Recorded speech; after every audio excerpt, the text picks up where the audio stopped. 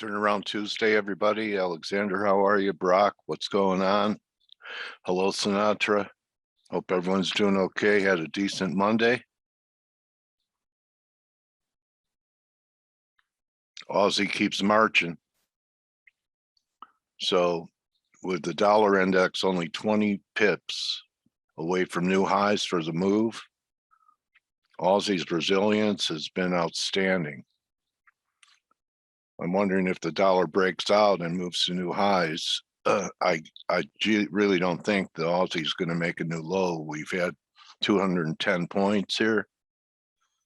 So even if the dollar can rally and break out, this is the one to buy on a 100-point pullback, in my opinion. You know, back here, if that happens. The gold's trying to rally, even though the yen has follow through, it's not much, but I still don't think you could fade it, even though yields are lower. They're coming in lower. And they tried to turn S&Ps. Last night they were lower and reversed, and same with NASDAQ, but they're trying to fade. You know, I had this line here, and it sure closed lousy, and now it's back above it, but really not that impressive. So I really don't know what to do. I'm conflicted with this. We could get another low, couldn't we? 43.30 is important. Ronit's going to be with us today. So, I mean, you could get another new low. Here's one, here's two, and here's three. It's possible we try take out 260 again. 4,100 is a 200-day moving average right here, I believe. Well, it's a little bit above it, but it's 41.81. Okay. Euro still really can't get out of its way. Still looking negative, and I still think there's a shot for a new low here. It will diverge for the second time, and that comes in under 115. Euro pound, I think, is finally giving the guys their breakdown that they've been looking for. So, you know, if you've been hearing F.A.C.E, you haven't gotten long euro pound. And you have crude trying to come back. You know, I would, on the 2 hour, it was a confirmed high up here. See this high, and then see this RSI reading, which was higher than here. Okay, why don't you save it for your interview? And hi, Ryan. Morning, Dale. Ronit's doing his interview before the bottom of the hour. Anyway, everyone wants to share. I understand everyone wants to share their ideas, but anyway, you know, see this. So if we can manage another pop higher, I might attempt a short here, even though crude closed higher on the day. It left a pretty nice wick, but you know, I still want to see what it could do at new highs and see if we don't confirm. VIX is trying to hold, you know, this 20 area, and it's possible we're already getting a fade in NAS and S&Ps. So I don't know. I know a lot of people are looking for that 4,100. I really don't think so. I know that a lot of people, Ryan, have you heard someone saying there's some big day on the 13th of October? You know, that there's going to be some type of U.S. government action about the financial system or something. You know, probably no, just I haven't. No, yeah, that's tomorrow, isn't it? Yeah. Yeah, probably just another conspiracy theory. Anyway, silver is weaker than gold today, and you guys know I've been looking for a place to buy gold. I haven't pulled the trigger yet. Want to see what happens. I really can't get bullish to metals until I think the yen has peaked. What do you think, Ryan? I mean, what's above it now? 114. I have to almost go to a weekly to see, you know.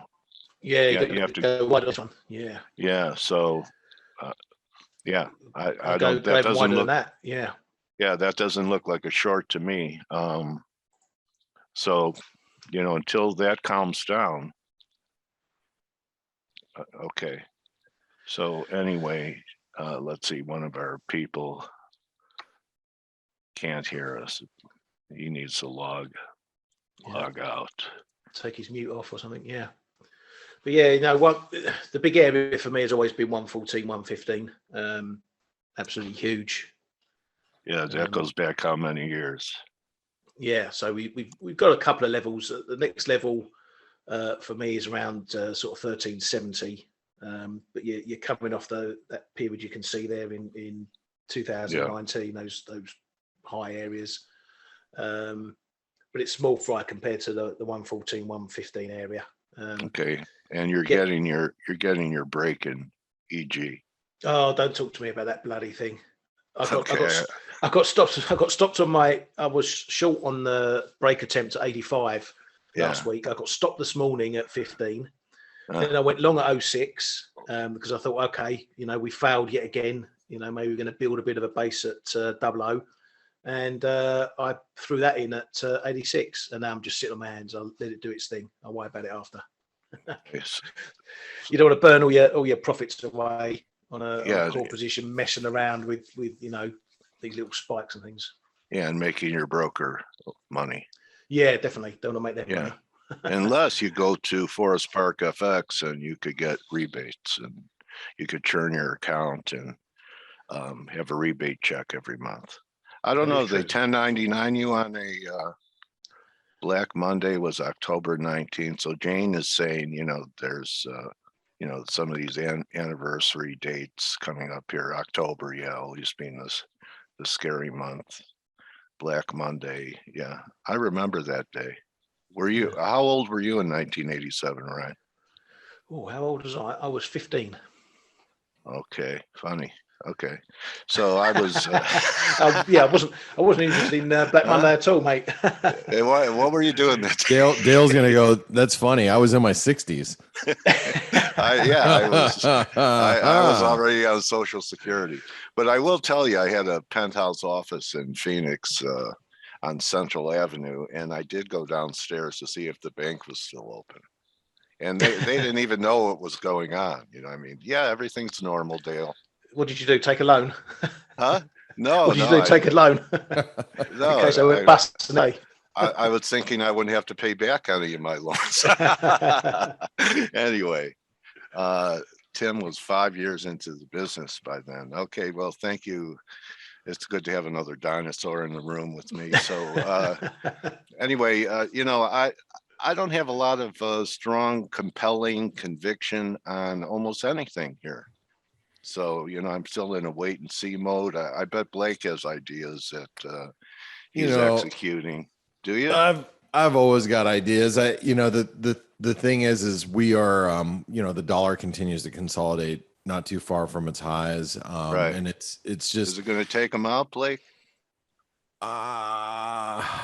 You know, maybe we wait on the inflation data for tomorrow. I mean, maybe that's it. You know, maybe the CPI. You know, it's just, you know, like I said, it's more of a consolidation at the highs, and we have the reversal from last night is pretty significant. I mean, I think it's pretty significant. Let me rephrase that. The reversal that we've seen in European trade today is significant. Not so much yesterday in equities. It's what we've seen overnight. And Ryan, was there any like headline that, because from what I understand, there isn't. And matter of fact, I was looking at like some of the you know, if there's any headlines out there, there's going to be more defaults in China. Some different real estate developers are actually defaulting. So, but the market seems pretty comfortable with it, that, you know, hey, it's, you know, China's not going to let it get away from them. So, you know, who cares? You know, this is just more of a deflationary type of event for China.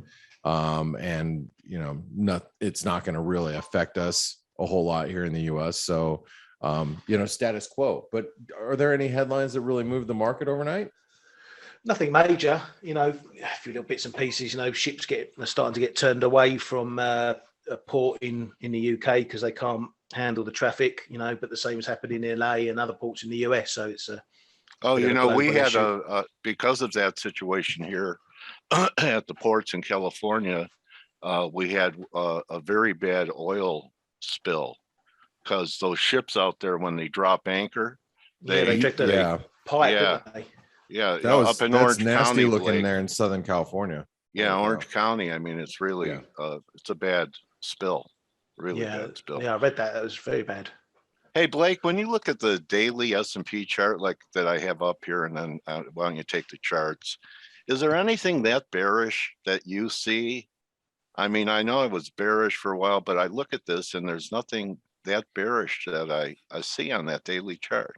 Well, you know, if you pull up the daily chart right now, I don't, other than we're making lower highs and lower lows, and you can see this like very, you know, small wedge. Look.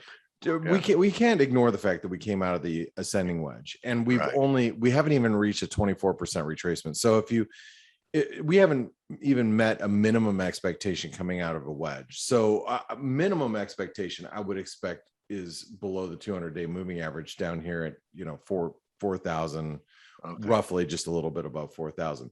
That's ultimately where I feel that we're going to go. But I don't, you know, I'm looking at the chart here, and kind of the way I'm seeing it right now is that, here, let me grab that drawing tool again. Kind of the way I'm seeing it right now is, you know, we might just bounce around inside the wedge. And the risk is that we, you know, people try to buy it here on this breakout right here, and then it, you know, catches everybody on the long side and takes us just a little bit lower. But, you know, I think correction from here is all right. It's not, you know, but it's not going to make it there in one fell swoop. And where would it break out on the upside of your wedge? Where 44.20. Thank you. Yep, 44.20. I mean, it's right here. So we have to break that. That's this you know, just above the 618 fib, just below the 78% retracement that comes in at 44.20. So if you're bearish, I'd keep an eye on that area if it starts taking it out. Yeah, of course. Yeah. And actually if you know, read the you know, the overnight analysis in the S&P for right here, it says the end of the wedge top is holding while we are below the 44.20 level. The risk is for a move to the 42.50 level key support once again, because we are in this wedge. So, you know, for a retest down here, it seems quite possible. But like I said, what's really interesting to me is the overnight move that we've seen. And remember that analysis that you see there, it's on, you know, the overnight analysis is on every instrument that we cover there. So that was just the S&P. But very handy. This support here is what I think is going to be key for the market. You know, it seems right now that the market's pretty reluctant to trade, you know, much below 4,300 in the S&P, but we are making lower highs and lower lows. So let's keep that in mind. I mean, if you just, you know, and it's still October. It is still October, and October 19th is the 1987 crash anniversary. And I don't know, you were, you know, 60 then, yeah. No, you were 60. No, in but 1929, I was only 55. Oh my gosh. You know, I'm sure, you know, in 87, like, you know, Ryan and I are the same age. We were, we were young pups at that point. Yeah, I was still in high school. The last thing on my mind was what was happening in the financial. What was her name that was on your mind? Oh God! What were their names? I don't. I can't remember. Oh, here we go. Oh, good one. So, but anyway, I guess what I'm trying to point out here is that we are still in the month of October, which is, you know, it's definitely a month that could still see some downside pressure. I think October and November are both very, you know, difficult months for the equity markets, generally speaking. You know what, Snowball, I'm seeing rolling more and more at the moment, the stagflation one. More and more I'm seeing that, you know, crossing over people's Twitter and, you know, just in headlines. And You know, Is the that's what? growing I'm and sorry. growing. Stagflation.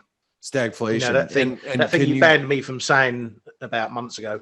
Yeah, it's really a bad. I mean, look, no one wants a stagflation environment. I mean, it's just because when you have, you know, high inflation, that's already a problem. And so if you have, in this case, stagflation would be, what is it? Would the economy is weak, but inflation is strong. Yeah, unemployment's lower. Yeah, but the weak economy is usually combined with like weaker employment.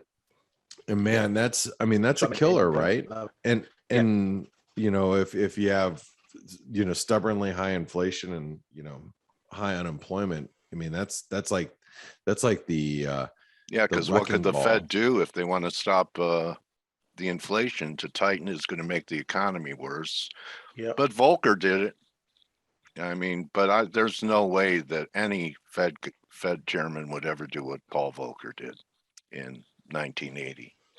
He took rates up to, you know, short-term rates to almost 20%. Well, he was a case on exactly what the Fed knows is the cure for very high inflation, right? Yeah. Like, so the Fed, you know, from that point forward, the Fed knows, hey, inflation will never get out of control as far as we're concerned, because we'll squash it real fast. We'll just raise 50 rates years really quick for it to. I know. Could you? I mean, I was talking to my you know, my parents about, you know, rates back then, and you know, for their home purchases, and what was it, 14-15% mortgage? Like, yeah, exactly. They're like crazy. Justine asked, are the treasury bond yields and stock indices negatively correlated, and why? And that's a good question. I mean, yes, yield to a certain extent. You know, it's kind of like you know, higher yields. And Ryan, you can jump in here, and Stelios, I think, should be here, because Stelios is the king of yields up, king stocks of down. What? Yeah, you know, the king of bald people. Stelios is what you are. Just kidding. God, how can you tell with his crown on? You know, but I want to say that you know, yields going higher is kind of like when crude oil goes higher, right? You know, crude going higher tells you, oh, the economy is strong up until a point. Then there's a point where it morphs to, oh my God, higher crude oil prices is going to kill the consumer and it's bad for the economy, right? I don't know. No one ever knows where that breaking point is for the market. Same thing with yields, right? Yields moving higher. You know, people feel, oh, you know, hey, that's a sign of a strong economy. We've got yields moving up, you know, the market can absorb that. It's, you know, we're making headway. And then all of a sudden, you know, there's a breaking point. And Stelios has talked about that, right? Oh, I don't remember. Was I drunk? No, I'm kidding. Yeah, I mean, you're absolutely right. And, you know, yields start going up. You have savers who start making, you know, on their deposits, which, by the way, for the past 10, 15 years have been annihilated. And so you're absolutely right. There's a limit for yields and for oil, and you know, after which it becomes a hindrance for the economy. And you know, speaking about oil, something we didn't mention yesterday, I think, you know, with oil above $80 now, and clearly the problem being supply issues, and you know, the whole problem with the whole world basically now, you know, with the supply chains being so broken at the moment. I think we're going to see, I don't want to say when, but I think we're going to soon see producer hedging. So this, you know what it's like. You have a product and you see that spot is high. You want to lock in, you know, these prices for as long as you can. So you're going to see that, and that's going to bring some downward pressure at some point. For oil, so I think it's going to start stabilizing. You know, Steve has been speaking about $100 oil. I think we might see that, but I think first we're probably going to see some kind of reaction. You know, I want to say around here, but obviously it's very difficult to time this. But yeah, overall, it's a very difficult situation for central banks. We've said this many times, and I really don't know what I would be doing if I was in their shoes. We are seeing today, after the UK numbers, we got average earnings index plus bonus 7.2% year on year, and this is very high. Obviously, inflation is also high, but you're seeing earnings going higher as well. So this has caused markets to be pricing now fully a 15 base point hike by December by the Bank of England. I know it's not a lot. It's 15 base points, but it's now being priced fully. And now they're talking about, early next year, maybe, chances are rising for another hike. And I think the markets might be getting a little bit ahead of themselves. But and I was gonna say something about that. And Ryan, feel free to jump in here too. And that's the interesting thing is we had all of these really, really hawkish comments. And I was talking to Mark Chandler of Bannockburn. Matter of fact, there's going to be a video out a little bit later today. I did an interview with him because he was talking about, we're continuing the discussion about rates and how he calculates short-term rates. And then we start, discussing about, kind of the rate picture and, with all these central banks, whether it's the Bank of England, which you had all this hawkish commentary that came out over the weekend, the Bank of Canada, and then here we go, got the Fed, and you got, we were talking about like the yen pairs and carry trades and how carry trades, this is a pretty clear signal that carry trades are coming back into play. So for those of you that did not trade in the early 2000s, you are in for a nice little treat probably in the coming months as most central banks move off zero bound, and Japan's, they're paralyzed. They're not going anywhere. Yeah, so what's your favorite carry trade, Blake? Well, I wanted to say the thing about the sterling is it closed on its lows yesterday, which I found really interesting following all the hawkish comments over the weekend. So Ryan, do you have anything that you wanted to add to that? Because we've been talking about that this morning in the chat room. I think we're facing two scenarios. The first scenario is that central banks are going to be obviously ending QE. The next phase is to get rates, is to remove what we call what I'm calling the emergency part of rate cuts. So that's the Bank of England going up 15 pips to 0.25. That puts them on a normal keel, if you like. It takes away the emergency measure. The going forward is when you start to think about normalization and a rate cycle.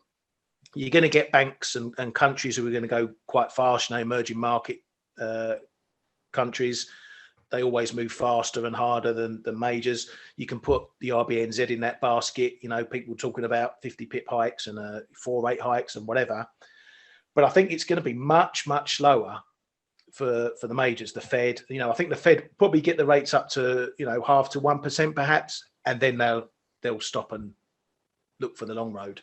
And that's going to be dependent, obviously, on how the data evolves. If we see growth trending higher alongside inflation, your rate hikes will come quicker. If you don't see growth matching inflation, that's when it gets a problem, and that's when we start, worrying about stagflation. Yeah, and I was going to say, really, what comes into view is middle of next year, and you guys know the middle of next year is a long time away in the markets. I like forever and eternity. So what happens between now and summer of next year? There's a lot that could happen, right? It's a lot, but we don't trade what happens then. We trade the expectations for what happens then. That's what moves the markets. That's what correct. I love trading, the expectations, and they change daily sometimes. Guys, you guys were talking about rates, and Blake talking about it, that most people think it's an improving economy. Well, go back and look at any country that's having problem with their currency to stop capital outflows, that rates go up, and it's not because their economy is strong. It's because their currency is weak. Yeah. And so, that's always the thing against, and that's always a big thing with emerging markets. If the dollar starts taking off, it causes all sorts of problems. Yeah. But you talk about the carry trade. Did you know what one of the best carry trades was over the last couple of years? No. What? And it was being used heavily in Japan. Euro Max. Nope. It was Turkish lira, Japanese yen. Oh my And that's what caused that flash. That New Year's flash crash. That's what caused that New Year's flash crash. Everyone was looking elsewhere, but it was TRY JPY that caused that flash crash. You know, I was just gonna say it was the Turkish lira something, but because Japanese investors were massively playing the carry trade in that because it was huge. It was absolutely huge. And boy, you know, you take a trade like this, and you know, that was the flash crash there. Yeah. And boy, but people could really come back into this at some point. You know, well, I guess that's more with Turkish, has to do with more with Turkish politics. You know, I mean, you ask Stelios. Stelios can't wait to go back to Turkey, right? I've never been, mate. Steve's got all sorts of opinions about Turkey sure. too. I don't even know if Steve's here, but you know, I'm sure he's got a lot of opinions about Turkey. I don't trade the lira. There was a lot of risk surrounding the lira, you know, months ago, and or actually last year. So you know, our feeds over at JP Morgan got cut off at some point. So good luck getting a good spread in it on a retail platform. Yeah. I mean, I have a hard enough time trading the rand sometimes with the spreads are so wide that to take pretty small positions there. But anyway, so what other things that should? Oh, I guess what I need to go back. Let's take a little bit of a, you know, go a few steps back and talk about like the reversal that we saw in Europe last night. So this is, you know, what I actually was quite surprised, because yesterday we had a move. We were, you know, trading higher in U.S. equities. By the end of the day, we closed at the lows. You know, so this is the S&P that we closed like right around 65, 60. And my buddy who's been trading a lot, he's a real estate, commercial real estate guy, like one of my best buddies since childhood. He texted me yesterday, and he's been trading a lot. Don't ask me why. He's just, you know, he's one of those, you know, he's kind of into it, and he's probably done pretty well over the last, you know, couple months doing whatever he's doing. So he's like really active in the markets, you know, and then will happen, like, you know, a lot of people, he'll have a bad trade and he'll be like, yeah, I'll just go focus on real estate again. Anyway, he was texting me yesterday, and he's like, oh man, you know, like, you know, big reversal in stocks today. And I said, yep. And it sets up perfectly for turnaround Tuesday. And he's like, for longs? And I'm like, yeah. And he's like, oh, that's not what I wanted to hear. You know, when people like, they they look for confirmation bias from you and they don't get it. That was one of those situations last night. But I was actually quite surprised that we were up this morning and we saw that pretty big reversal. So let's figure out why that is. And if you know, look, that was around the 618, that was of this spike low, but really it's the 618 of the entire move, right? So you know, it held what we would consider as a key fib. So bulls will say this pullback's an ABC and we're going up now. Yeah, and I would say in order to be bearish at this point, you have to break those lows. So, you know, and I'm not saying that it can't happen. Wow, what just happened to the dollar? Oh, we've had a little break. Yeah, I mean, look at the euros trading at like lows of the session. I don't know what happened there. I mean, I know the dollar's in a bullish wedge. I mean, so that I know. That's a given. But I don't know what just gave the dollar some giddy up and go like right now. Look at the dollar index, 15-minute chart. Like, you know, if you're short the dollar right now and you were, they're going to go for the stops now. Yeah, you were just trading the sterling on the long side or the Aussie on the long side, you know, because by the way, everybody and their mothers, let's talk about the Aussie for a second before I let you go. Yeah, everybody is long Aussie. Everybody.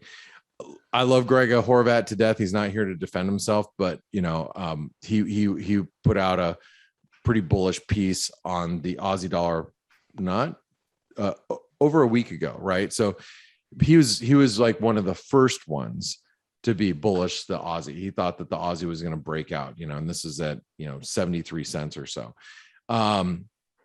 Then I'm not going to name all the different places that are very bullish to Aussie, but there's a lot. And the Aussie just took out this, descending trend line. But what I was looking at this morning is this, because, if you think about the Aussie being in a consolidative pattern, and you want to see that it's symmetrical, which symmetry, happens to find itself into the markets quite a bit. And in a symmetrical triangle would cap the Aussie around 74 cents. So for me, I'm just going to keep an eye around the 74-cent level. And like I said, everybody is bullish the Aussie right now. Everybody. And so everybody that I've been seeing, I haven't seen anything different. So I want to see how it acts right around here. Do you reckon too many people were waiting for 70, like some of us were? I think there's a lot of people that are waiting for 70, but I'm not. I mean, why have an attitude? Oh, I was waiting for 70, so I might as well pay up to 73, 75 right now. No, yeah, I understand that. But yeah. That's a mentality you come up against sometimes. If it's not going down now, I'm going to buy it where I can. Yeah, I mean, I think I agree with that mentality, Ryan. But I also agree that when I'm actively searching for a long or a short, and I'm wrong because it doesn't reach the target that I was looking to take or participate in that trade, then I'll look for some other pattern setup. So, maybe, you got people that are chasing it long because they're looking at it like this, where it did break out today. And I mean, maybe. So Aussie's one of those ones where, you see it trading up near 74 and you think, okay, if it dips to 73, I'll buy it. And then we'll get a big sell off to 73 and you'll go, oh, don't like the look of that. I'm not going to touch it. Yeah. Then when it comes down to 73, you'll be like, yeah, I just don't feel like it, because it's usually what's happening at the time, right? Like, what else is, Aussie's dropping to 73 cents, but gold just broke, 1700. And you're like, yeah, well, I don't want to buy Aussie now. Right. Yeah. Anyway, this is why you stick to your planned levels. I'm not really interested in touching Aussie until 74, and then I'll see how it fares there. I'm not going to touch Aussie until it gets maybe even down to 72.20 again. Right. And you've got to be rigid, even if it means missing out. Like we're just saying, you don't want to go chasing stuff. That's when you get in trouble. Yeah, and that and that was the gist of my my chart of the day yesterday. If you guys go to the blog, you can see the chart of the day yesterday. By the way, I just realized what the time is. I don't want to bleed into Rona. Seems like he's chomping at the bit to get on. He's already done his interview through text. Hey, I just thank you, Rona, for being with us today. Yeah, we'll catch you tomorrow. All right, see ya. I just want to mention that we actually extended the offer. We got a couple of requests from some traders that were trying to, because not everybody can, uses a credit card. Anyway, we pushed this out a few days. So if you guys want to take advantage of the special pricing offer, you can. It will probably be good for a few more days, and then we'll turn it off before the weekend. Just want to let you all know that, and then you won't see those prices again, at least till the end of the year. Maybe the beginning of the year. So have a great one. And Dale, I'll let you take over. I'll see the rest of you guys and gals. Hey, remember, if you're a ForexAnalytix subscriber, we go on the morning edge in 45 minutes with myself, Steve Volge, Stelios Bulgaritis. And how do you like that, Steve? Huh? Steve Volgaritis. So we'll see. Steve. I just mutilate his name every time. Yeah. I actually finally got Contagulis correct, right? Stelios, how's that? Bravo, Blake. Hey, thank you. That only took me 5 years. So we'll see you guys on the morning edge, where we cover all the major currencies and all the major indices, and pull up the bias chart. Then Steve goes on for another 15-20 minutes talking about anything that you want to talk about. So we'll see you guys there. That is for the ForexAnalytix folks only. We'll see you. Have a great one, and thanks for joining us today. Cheers, guys. Thank you, Blake and Ryan and Stella. Bye. And Ronit, now that we know everything that you have on your mind today, but we haven't seen the pictures, so we haven't seen your charts. So looking forward to talking to you and Welcome back, buddy. Hi, Dale. Hi, hear me? Ron. It's got How's you. it going? Good. So, Good. So you have a lot of conviction across the board. You usually do, and you know, I like your intermarket relationship work that you're doing. But I saw this. You sent this to me on Twitter. So what are you trying to say with PEs that it's we haven't quite gotten to 2000 levels, but it's still extreme? no, the price doesn't matter. It's the cycle. If it is Okay. hits a focal point, so it's something like what you do with an ECG machine. How does a doctor know that you are going to have a heart attack? He actually sees what is the peak in the trough. What generally quants do is they see for that cycle, wait for the cycle for a price confirmation. Okay. So that's X and Y coordinates where they match. If you actually get in between that, you're actually going against the trend. You're not able to understand why it would do that. And then when you're actually short and it goes up 30% and then it falls, you're right on the trend, but the timing is wrong. So people say that the timing is not accurate or something like that. So anything and everything is possible. So even in Indian horoscopes, we actually see when a child is born or something like that. So we see the location, geolocation, and the time period down to the second. So from there, we start projecting which year there would be a vibration or we would have a good time or a bad time, something like that. So all markets do. So everything, we are all created with atoms and vibrations. So all you have to figure out is even price to earnings has a cycle. I just wanted to show it. I wanted to start with that. So that's the real idea, that it's not just price to earnings. It could be a weather pattern. A weather pattern could peak at a particular point or turn around at a particular point. So people say it's climate change, but is it? Do they really understand what is climate change? I think they said that Gans spent some time in India. Is that true? That's correct. I've not seen it because I'm not 100 years old still. But you didn't meet him? No, I didn't meet him, but I actually dreamt of him. I did dream of him. So that was 2009 when I actually got it. And then I was mesmerized with this. So that's when I found out, oh my God, this thing actually works. Because I was a little bit slightly good at calculus and trigonometry. So it's all about angles and pressure points. And GAN was actually studying the same thing. So it's a planetary action. What is the behavior at a particular point? People get wild at a particular point. What actually affects the markets? If you really see most of the learnings in markets, if you go back pre-1940s, you'll actually see that it still works. It's plain vanilla. So what natural law? Yeah, it's the natural law. How do you know that there are 30 days in a month? Anybody in the panel? They can answer it. Why there are 7 days in a week? It's a number of completion. Yeah, it's some kind of start. If it starts, it completes. So something like that. It's like these gears. But why 7? Why 7 for a week? Basically, 7 is it's like it follows the lunar cycle. 28 by 7 means 4 lunar cycles. Got it. So it goes with the birth of the baby or a kid or something like that. And if you calculate that, it actually has a rhythm. So it's cyclicality. It keeps moving up and down. That's why even pi is nothing but 22 by 7. So you'll find it really strange. Why there are 21 days in a 21-day moving average or 20-day moving average? Why do they use it in the Bollinger Band?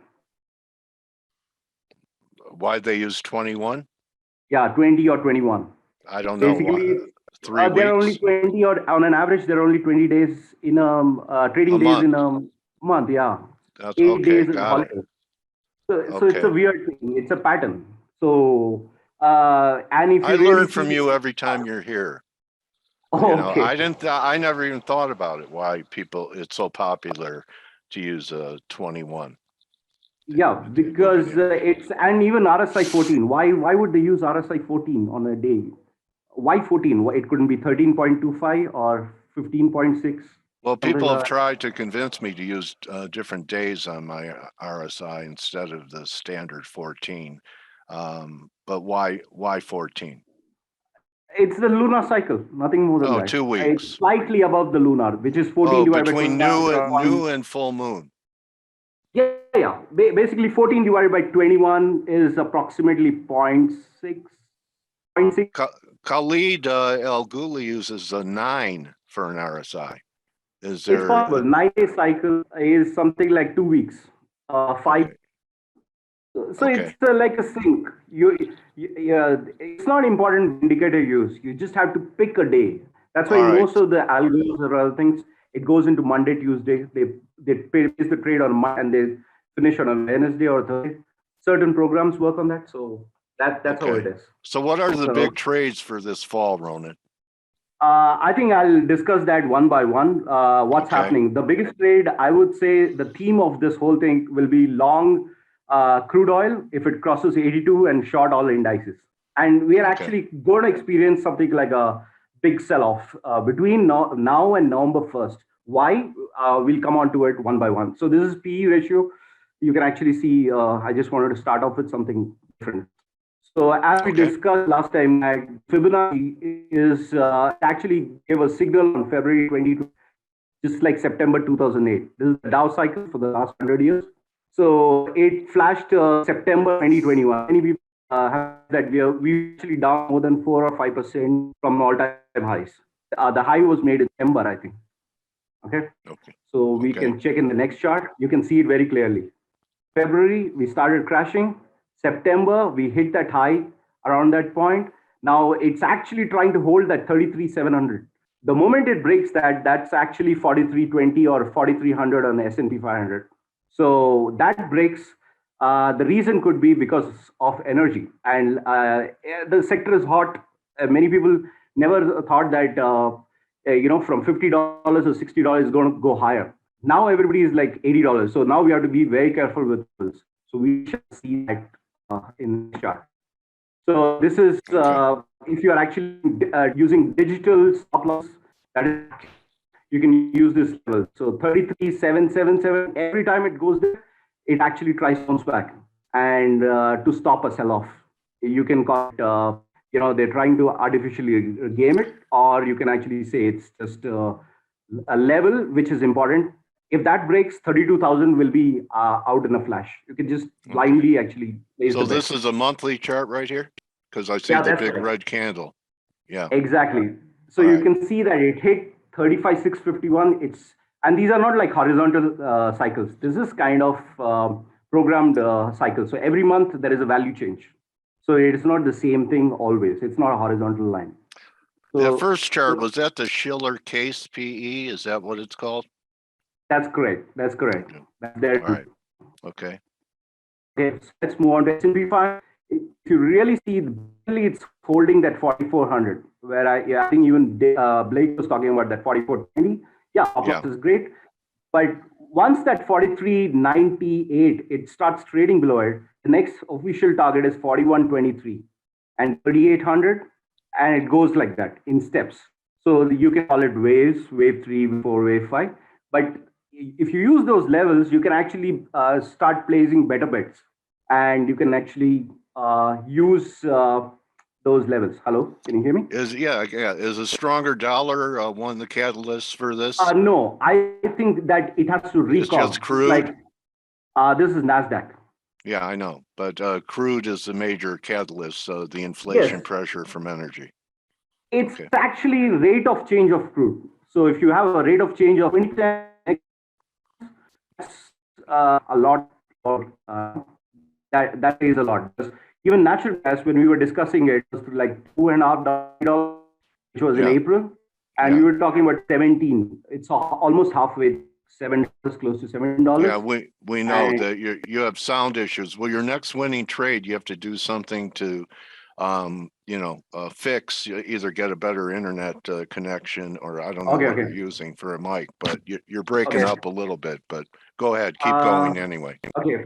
So the NASDAQ is actually the real icing in the cake. So 4,500 is where the break which happens. So this is because of energy only. So once that 14,500 starts cracking, you can actually see next level around 12,800 to even 7,300. So you can see the divergences. Even 1997 Asian crisis, there was huge one moving RSIs. Okay, I know you're bearish, and I know your numbers for breaking down. Is there still a chance, based upon your cycle work, because I look at some of this stuff and I try and look at both sides of the trade. Is there anything that you see that could give us one more marginal new high in S&P, say 100 handles above the old high, I think was 45.50 or something? Is there a shot for one more high into year end? It's possible. And that's what I said. If it holds that 4,400, then it's certainly possible that it can make one last high to like 37,400 or something like that. It's possible, but most of the work which I I really doubt it. Okay. Because September is a critical month. This is the most important chart, this is debt to US oil, that is WTI. Now, if you really, the orange line, it's threatening to move below that. The next level is $100. Above that $100, it can actually go crazy even to $3 if it has to go to June 2008 kind of things. So, that's where the energy problem lies. This is anyway, federal debt doesn't change. So as long as the debt keeps going up, there is a possibility that oil prices will adjust to that, but technically it's breaking down. Okay. So this is oil. You can actually look at monthly pressure points. So the minute it broke above 77.8, that was it. That it's going to go to $88, $89 first, then 97. It's just going parabolic. So there is something happening behind the scenes which says that even the dollar reverse. When we pull back to the broken trend line before that happens?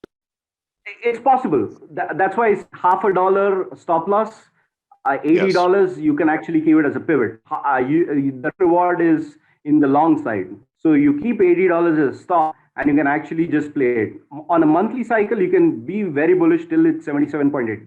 The reason is that if everything starts selling off, I don't know if oil will hold up or not, but there is a possibility that oil will hold up and start hitting 127, 130 before it reverses.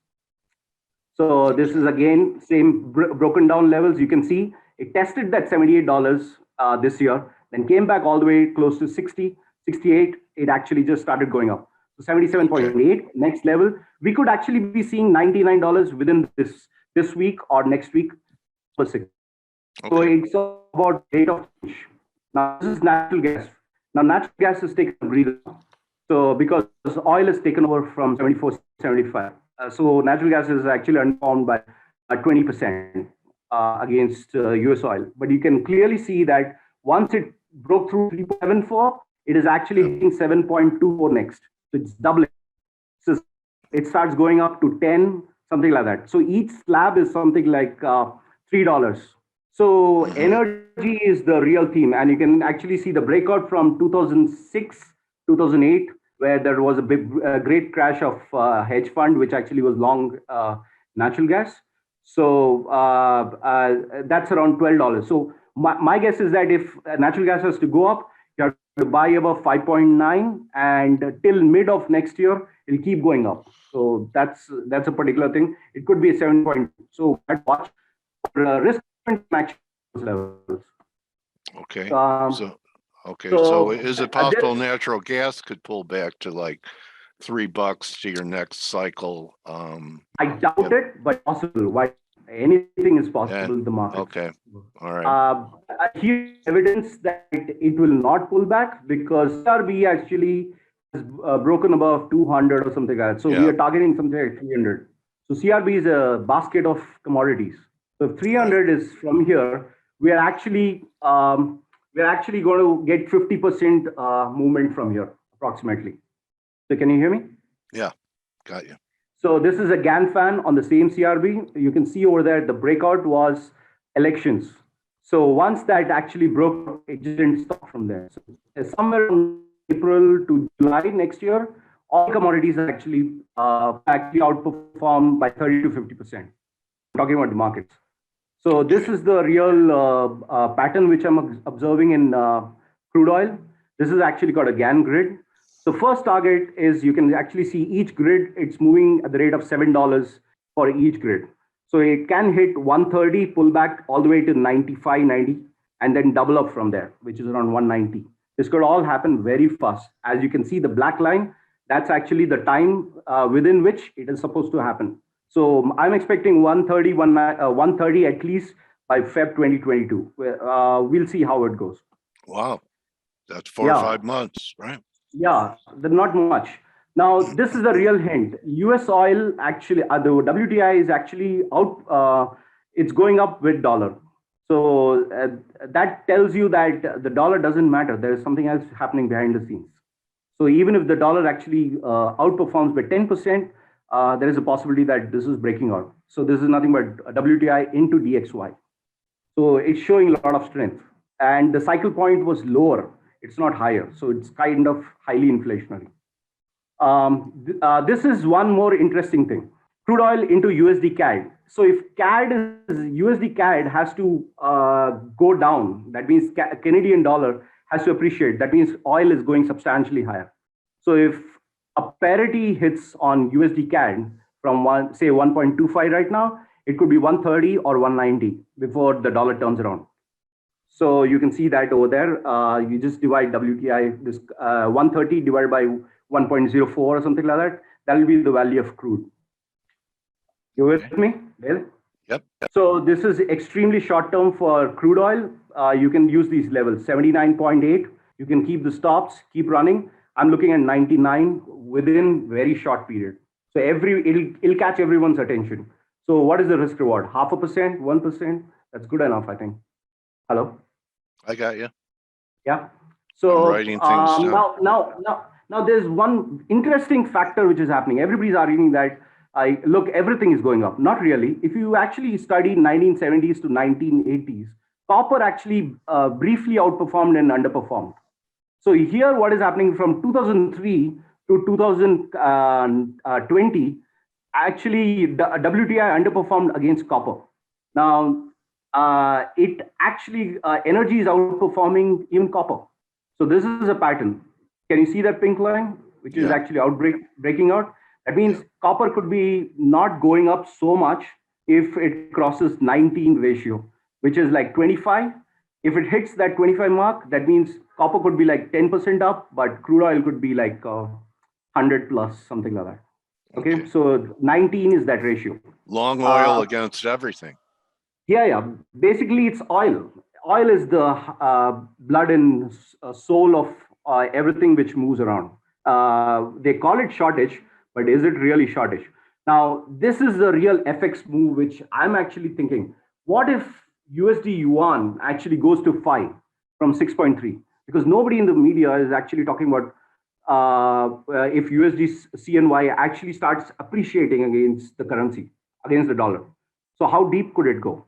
And we have seen it time and again in 2008 also, when there was a spike in oil. Crude oil was, USD CNY was actually, CNY was appreciating against the dollar. Every time it did that. You with me? Yep. So what's the next chart? Okay, you're getting some nice commentary of, some good insights into the future. So you're... Okay, this is a real good one. So this is a real good one where we actually see that what I did is the main chart is Euro USD divided by USD CNY. So every time it actually went up, crude oil actually went up. That means one of the entities actually started being inflationary. If Euro is going up and USD CNY, so you cannot actually see dollar index is going up because Euro is going down. That could be a different problem. But what if USD CNY starts appreciating? So that's what causes this inflation you can see over here. Now, what I did is to check out these cycles, you can see that Euro is long Euro USD CNY. Now, if that 0.27 mark has to hit, what should be the value of Euro? So what I did is a simple math. Let's say phi is the USD CNY into 0.27. 0.272, 1.37. That could be the value of the euro. So it all adds up that next year is going to be the real big change. After that, the euro could actually go to zero or whatever, depending on what they actually do with the jabs and other things. Okay. So this is again the dollar. US dollar is still not breaking out. It's still very sticky around the 94.7. You can see that when there was a crash last year, it actually held that point, 94.7, and is actually testing on top of it. So that's right. Yeah, we're not sure that, and you can actually see the RSI is actually topped out in the daily time frame. So you have to be very careful that 94 is not bullish. So you have to watch what the currency is doing. If the copper is falling or crude oil is actually backing off, that is a strength in the dollar, not otherwise. So if we got a pullback to 92, which looks like a big area to you, do not buy it. Huh? Do not buy it. Okay, but if we got to pull back to 92, maybe that would be enough to lift the market to one more marginal new high. Possible. That's what I'm thinking. It's not going to do it with the dollar exploding. And now that you've come here and shown what a critical area it is, I mean, I know Blake's been shown the 38% fib retrace there, but yours isn't based on 38 fib, is it? No. Yeah. No. Okay. Okay. So this is then dollar you're looking index. for 80. Wow. I'm looking for 82 by next year. So that's around 10%. That's good enough, I think. Most currencies don't move more than 5% or 10% per year. So if you really see euro, actually it's down by 5%. That's it for the year. So it's kind of contained, and you can see inflationary pressures start only if this 82 is broken. We have seen it time and again in 1988, 89, 87. Then the real inflation came post 2006 actually. So this 82 to 90 band is the real decider. And you can see that semicircle, it actually completes the high. It joins around Feb or 2022. So July 2022 could be 190 oil. We don't know. Okay. But that particular point of 94 is very critical. You have to watch it. For those people who actually want the lows, exact pressure points, this is the chart. So 94.84, yeah, it's very bullish. But if it doesn't cross that and it starts breaking down next time, 89, do not catch it. You can easily catch it around 89, 82 or 83, which is a trend line. We have to decide at that point what exactly is happening with commodities. Maybe commodities peak at that point, and we have another route of deflation like 2008 suddenly. Okay. Nice. So same thing goes with 1985 pullback. It needs to recog. That means it has to hit that pressure point where everybody says dollar is going to collapse. And at that time, it just lifts off. So that is what I'm anticipating on that. This is again copper chart, which we were showing 5.6. Yeah. It's not completed the pattern. This is a parallel channel, if you see copper. So it could hit that 5.6 and still underperform crude oil. So if crude oil doubles and this thing goes up by 30%, you can technically be long oil and short copper. So it's not you're going to make money. So for those people who want exact levels, 4.6, 4.29, and 3.98. In July, if you observe that there was a rout in all markets, and copper stopped exactly at 3.97, 3.98. So somebody pressurized it, and you can see that in 2011, that was a high. So these pressure points are easy to know that if these points are held, then they're actually changing the narrative behind it, that it's not just time. Okay, well, you have time for one more look, and then we have to wrap it. Yeah. So 10-year bond yields, this actually is going to take off. So 2.14 is where all the central banks starts panicking. That means oil has gone above 82. It's actually inflationary. And you can actually see British pound yields also is taking off. We can see that in the next chart. And we have I have a target of something like 2.5 to 3 very easily, because if oil is going to 120, then all yields are going up, irrespective of what is going on. I'll show you quickly. I'll run through British bond yields. You can see it's breaking out in a long-term channel. So nobody can imagine a 4% yield on a British pound, British UK yields, and it's actually forming an impulsive move. You can see over there. There is a triangle from buy real estate if you're right. Yeah, but it's better to buy something in oil. So that would be better, and hedge it with real estate. Maybe you can actually buy a real estate and pledge it and then buy some oil with it. I would think that would crater everything, 11% rates that you're showing as a possibility. No, but fixed rates are there. You don't take a floating rate when you borrow. Okay. So this is very important. If this is a financial crisis or a monetary crisis, then gold would take off, because gold to crude ratio is around 30. So anybody who wants to be bullish, they can actually be long 1755. That means once it takes out 2010, then you can actually be just close your eyes, be long. It could actually go to $8,200 according to my calculation. So you see that 2060, it's almost like 4x times, and this could be in a very short period of time. It's actually very bullish pattern. So well, that's what happened in 79. I mean, exactly. And 80. Yeah. It was 1976 to 1980. That was a 4-year time.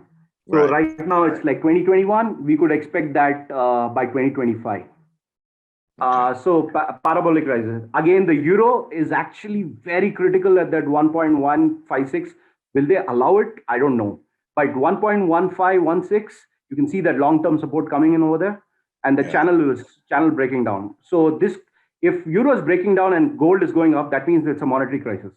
Immediately you understand that they're going to actually introduce CBDC, because even in India, they started it in 2016. Not many people know that the cash ban actually started in 2016, not 2020.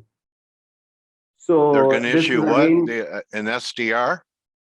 Yeah, SDR or a CBDC, central bank digital currency, where actually they don't allow you to buy gold, silver, or any inflationary thing which you can hedge it with. Because even government of India is actually trying to launch CBDC in December 2021. So there is something in sync with other central banks. So they are moving forward with this. So that means that is the precise reason gold and Bitcoin actually took off. 2016, if you carefully see Bitcoin, it was around $200 in the beginning of the year 2016, and it started skyrocketing post demonetization. All right, show it one last chart, and then we have to go. And why don't you show us Bitcoin? Since I saw that you were kind of bearish Bitcoin. But I'm not prepared for that. I just want to show you more than Bitcoin, which is soft commodities.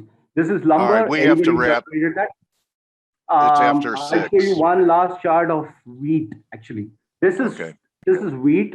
Actually, it's breaking out a larger trend line, and it could triple from here. So 743 is your base level. It's going to go to 2400 or something like that. It's doing something what lumber is doing. Yeah. Okay. So 743, you can have a stop, and then it can actually pitch for 2400. Yeah. So what are you going to do? Eat your money or Bitcoins at 20? I mean, there'll be no food. I would trade it. I would actually be long